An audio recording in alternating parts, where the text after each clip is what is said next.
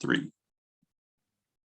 Hello and welcome to another edition of the C Squared Podcast. This is your host Curtis with my co-host Aaliyah, and today we are back with Mr. Ian Chainey, who is a freelance writer who also writes for Stereogum, the Black Market column that comes out once a month.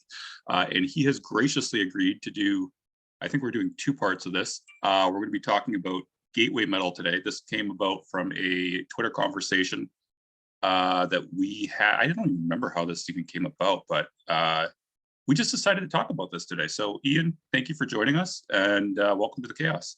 Hey, thank you so much for having me back. I appreciate it.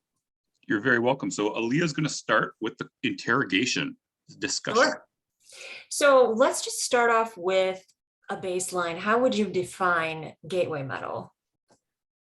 So even when trying to define like what the baseline of gateway metal is, I think we kind of like run into some issues.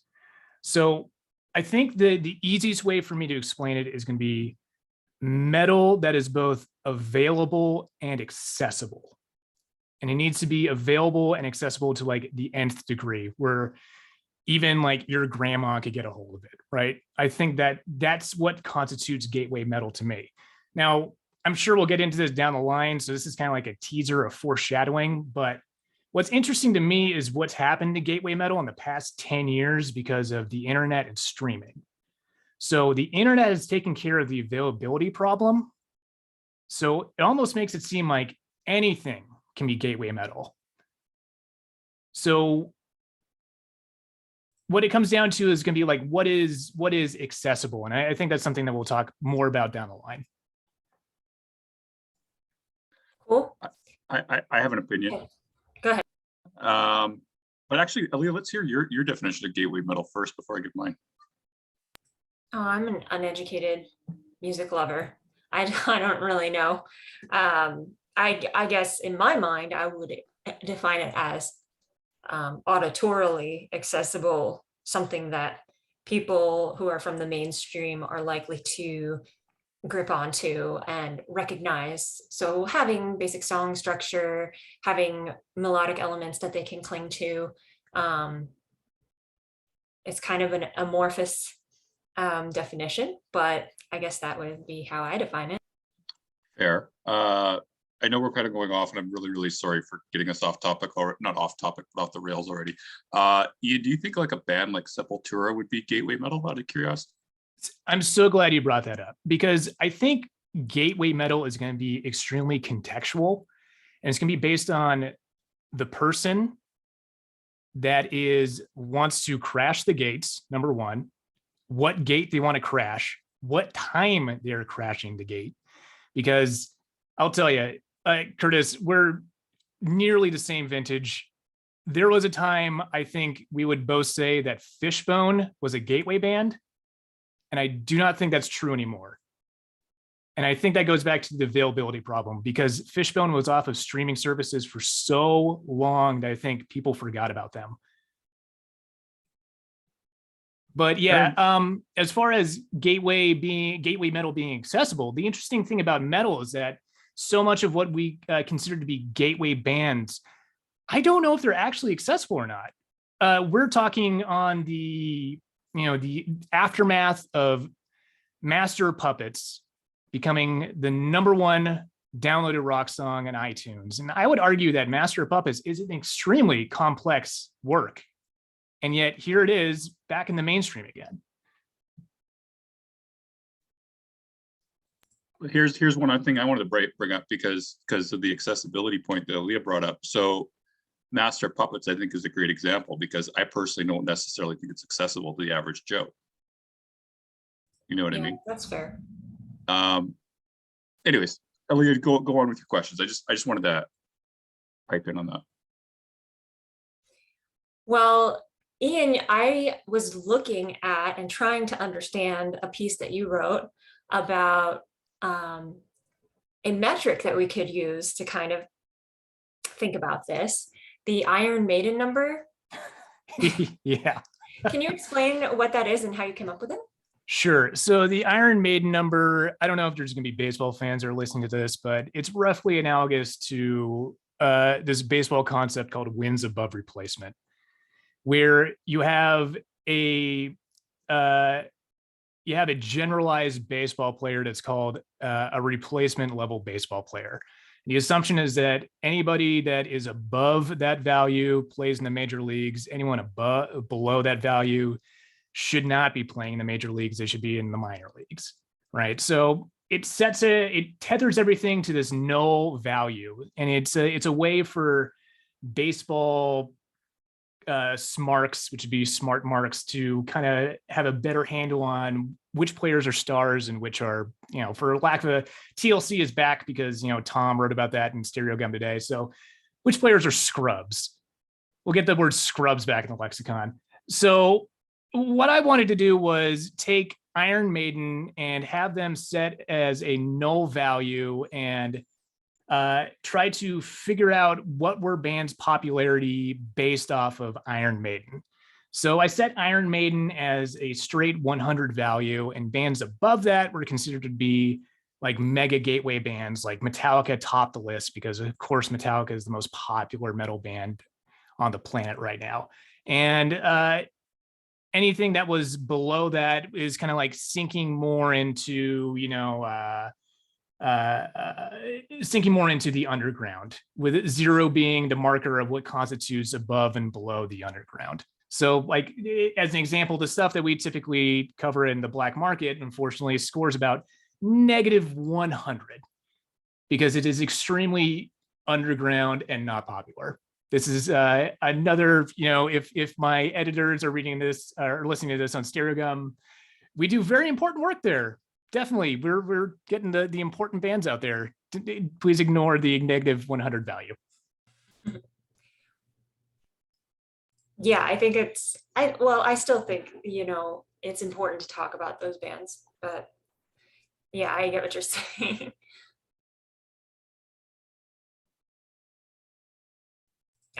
So when it comes to gateway metal, then you mentioned earlier, like it depends what gate you were talking about and what have you. What sort of role does this music play in the world of metal? I think it's everyone's starting point. And the reason why I said it's contextual is because, of course, everyone's starting point is going to be different. Like how you're jumped into metal is going to be different depending on the person. And I think, the deeper we get into this and the older we get, I think the way that we got into metal, it becomes more interesting. It's like the person's story. It tells you something about their backstory without really having to get into like the nitty-gritty of like where you're born, what do you do for your work. Like you can kind of like infer some of that through the metal bands that they get into. So I think the starting point is, extremely important. I knew there was a time back in ye old message board days of the early 2000s where everyone was like, oh, you didn't wake up and like suffocation's pierced from within wasn't in your tape deck? Well, you're a poser. And of course, like hardly anybody gets into metal that way. And I think even now where, if the worst way that you can get into metal is like more interesting, I think, where if you did get into it through the classics, people just think that like you're like a total replicant that was just like working off like a rate your music lists. And so like if you could say like, I was listening to like Stained and that jumped me into metal, or like I was listening to like a lot of people got in through like Evanescence and stuff like that. Like that's what got them into the metal. I think like that becomes like the more fascinating stuff. Like that's the more interesting story. So it's like, it's like the story of like your conception. Like it's just like, how did you get on this planet? And I think that's a thing to be cherished and enjoyed when you talk to another person about that. So I want to leap in here. So what was your gateway band, Ian? Just out of curiosity before I get into this. Sure. So, man, I can't believe I'm saying this. This really speaks to the time. But so the first album that I ever bought with my own money was REM's Green. Okay. And there's a song in there called Orange Crush, which has kind of like an industrial march to it. And due to the Satanic Panic at the time and my affinity for that song, because I bought the album because I love Stand so much, which was like that, like sounded like the Monkees. And then I heard Orange Crush and I was like, whoa, what is this? This is doing something for me. And then I like, because it's louder than anything else on the album, I was like, oh man, do I have to start worshiping Satan now? Like that was a real thought that went through my head, right? And so that got me jumped into being more curious into rock radio. And like, because I used to listen to like straight classical when I was a kid. And then my mom, with absolute foresight, was like, you're going to get pounded on the playground, my dude. You got to listen to like actual music. And so she went to the library and she was like, I talked to the librarians and I brought you home this CD. Here's your first rock CD. And it was like a Steely Dan Greatest Hits compilation. And I was like, this isn't doing it for me. Sorry. Love the Dan now. But at the time, like when you're like 9, like seeing somebody being high at Rudy's, it's just like, that just goes way over your head. And then I just started listening to the radio.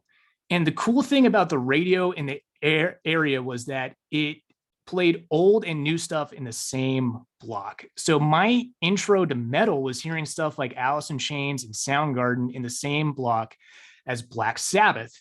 And it gave me a context for all that music, because suddenly I could put the pieces together and be like, okay, so this is how we got from point A to point B. And it did the important thing where it didn't other Black Sabbath. It didn't other it as old metal. All of it was just music to me because all of it was new. And because of that, that was my inroads. So I'll turn the question around to you guys. Like, how did you guys get into metal? Aaliyah, you go first. Well, it's really interesting you mentioned the radio, Ian, because my dad would always play like the classic rock radio, but it wasn't just classic rock, it was modern rock as well. And so it would play, I would hear Pink Floyd was my dad's favorite band, so I'd always hear that. I would hear Van Halen and watch my dad play air guitar to it, and all that stuff. Bon Jovi and Motley Crue and all of it was all on the same radio station. And then I heard, you mentioned Evanescence before, and that was a huge impact to me because as a girl growing up, I always loved singing. And so I thought I wanted to be like a pop star, but I heard Amy Lee and Evanescence and I was like, oh, girls can rock too. And I really got into that. And that just, I went down my road of LimeWire and illegal pirating and finding all the symphonic metal bands and branching off from there. So yeah, that's basically my origin story in metal. Curtis? I will give you mine. So I've got kind of a dual one. So I think the first metal song I heard was by Bon Jovi, if I'm not mistaken. And then I grew up in a very religious household, so I wasn't allowed to like actually listen to much outside of the Christian genre. So I was at my grandma's and Striper came on. And that was pretty much my gateway into metal because I was allowed to buy that. I think it was 8 years old or something like that. So interesting tale, but that's how I got into metal. Not very exciting. Oh, one other thing too. And then I went from Striper into thrash, believe it or not. Ian's probably going to say that's impossible, but went directly from Striper, started getting into the heavier stuff. So it does happen. That kind of makes sense to me. I mean, you have like two big Christian thrash classics, like in Incubus and Living Sacrifice. So, well, I got in through. I think there was the two thrash ones I listened to. One was the Leeds Burn This Record, and the other one was Sanity Obscure by Believer. I don't know if you know yeah, Believer. Yeah, definitely. Yeah. So Believer, I think, was the main one that kind of turned me into like death metal and all the rest of that, because that was getting pretty into the more extreme side, right? Yeah. I mean, that was a fun era. Like he had like Believer that was like bridging into like Mortification and stuff like that. Yep. So yeah. You get it. So we got about 7 minutes left, Aaliyah. So we got to make this count, and then we'll have to have Ian back next week or in a week or two to continue this one. Well, that would be great. I think I want to wrap up with just this question about why do gateway bands get so much hate from the community, do you think? Yeah, I was thinking about this a lot today in regards to people saying that there was a gatekeeping attempt with Metallica being back in the zeitgeist. And you know what, like, I don't know if it's just like my place in music or just like how I listen to music now, but like I don't really see that many attempts at like hating on that stuff anymore. I see a lot of people just kind of like enjoying the story that comes along with that stuff. Whereas it's like, this was a part of me. Like I may not be this person anymore, but it's definitely a part of like the tapestry of who I am. And I really appreciate that, especially because new metal Twitter is like popping off right now. It is going crazy. Shout out to my friend Holiday Kirk, who is the architect behind the Alien Ant Farm viral post that went out like a couple weeks ago. So that's been a blast to watch. And, like all of those people are just like approaching music from just like, I don't want to say like it's a pure place because like, obviously, like we all have like our hangups and our biases and stuff like that. But just the way that they come to it and be like, you know what, like I really love this music. I don't care if anybody knows about it. I'm going to be my whole self. Like I love seeing that stuff. Like I feel like that we're on the precipice of a better era because of that. I got one thing I want to comment. All these people that have been talking about the Metallica thing, I have not seen the actual hate. I just keep seeing people saying, quit gatekeeping. And I haven't. Have you seen any, Ian? I actually have not seen anybody complain. I have not seen any. I've seen stray screenshots of people that have like usernames that like Nirvana is God 03 or something, saying like, I'm sorry that normal people are into Metallica now. It's like normal people have always been into Metallica. Like they're the biggest band on the planet. Like, like what are we talking about? 100%. Yeah. Anyways, so Aaliyah, we got time for one more question, I think, if you got one. That is I think a very good place to end it. That was my wrap up topic. So, Ian, is there anything else that you wanted to say that we didn't cover? I mean, I think we'll hit a bunch of this stuff in part 2. One thing I'm extremely interested in is asking people how they would get somebody into metal, because I think the strategies that people put in place as far as their album recommendations says a lot about themselves. So there's a lot of self-discovery there. And I think we can have some fun stuff in a part 2.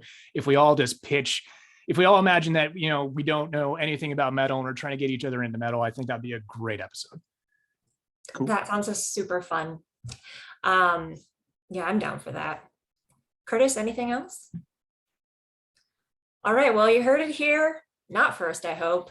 Be unapologetically you. And until next time, make like a bull and throw those horns up.